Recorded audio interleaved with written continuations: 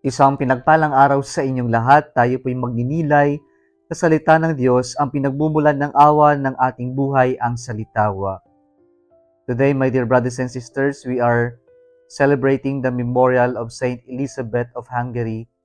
She is a religious. There are two types of blindness in our readings today. In our first reading today from the first book of Maccabees,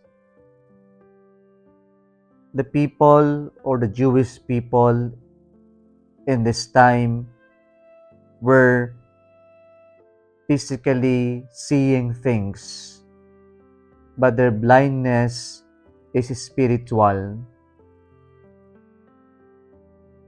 Pumunta ang hari doon and impose pagan and Gentile practices.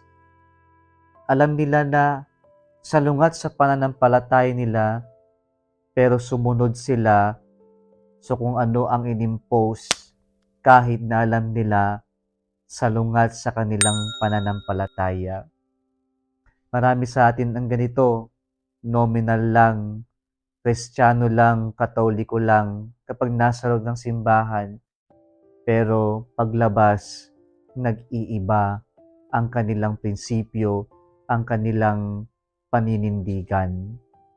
Sa ating ebanghelyo ngayon, narinig natin ang bersyon ni San Lucas tungkol sa isang bulag na sa bersyon ni San Marcos ay may pangalan na Bartimaeus or son of Timaeus. At dito po, nang nalaman ng bulag na parating si Jesus, nagsisigaw siya, Jesus, Son of Nazareth, or Son of David, have pity on me. Yung blindness niya, physical, pero nakita niya si Jesus.